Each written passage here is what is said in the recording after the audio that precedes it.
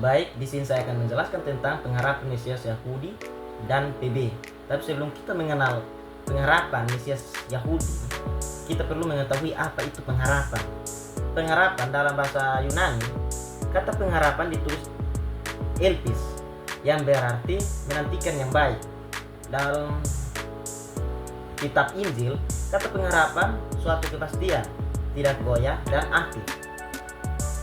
Para nabi berbicara mengenai memiliki harapan yang tangguh dan penuh pengharapan. Berikut apa itu Mesias.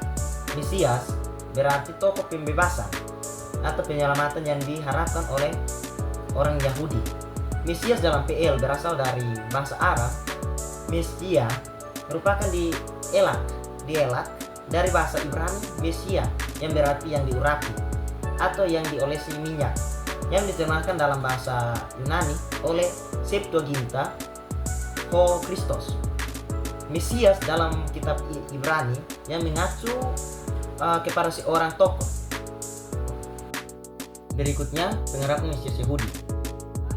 Perjanjian Lama, konsep pengharapan Mesias adalah orang yang akan datang menawarkan masa depan yang cerah bagi umat Allah. Kita dapat baca dalam kitab Yesaya 20 pasal 26 sampai pasal 29. Mesias merupakan tokoh politik tetapi dengan kecenderungan ke arah agama. Konsep ini merupakan gabungan dari pengharapan bersifat nasional dan pengharapan rohani. Dalam naskah Laut Mati disebutkan dua orang Mesias, seorang dari Harun dan seorang dari Israel. Karena persekutuan Qumran itu merupakan suatu masyarakat iman, maka tidaklah heran bila menemukan Mesias dari Harun lebih penting daripada Mesias dari Israel. Ini sudah ditemukan oleh para rabi sebelum tahun 70 sesudah Masehi. Dalam kitab Injil Sinoptik pun mencatat dalam kitab Matius tentang pengharapan Mesias akan lahir di Bethlehem. Kita dapat baca dalam Matius 2 ayat 3 sampai 5. Lukas mencatat kebingungan orang banyak tentang Yohanes Pembaptis adalah Mesias.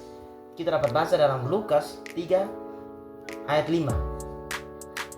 Yohanes Pembaptis sendiri menyangkal bahwa dialah Mesias. Kita dapat baca dalam Yohanes 1 ayat 20. Dan dalam Yohanes 1 ayat 41, murid-murid Yesus yang pertama pada pertemuan mereka, dan Yesus pada pertama kalinya merasa bahwa mereka telah menemukan Mesias menurut pengertian masa sendiri mereka sendiri. Di sisi lain, di antara orang Samaria, kedatangan Mesias merupakan hal yang umum. Kita dapat baca dalam kitab Yohanes 4 ayat 29. Berikutnya, pengharapan Mesias dalam Perjanjian Baru. Mesias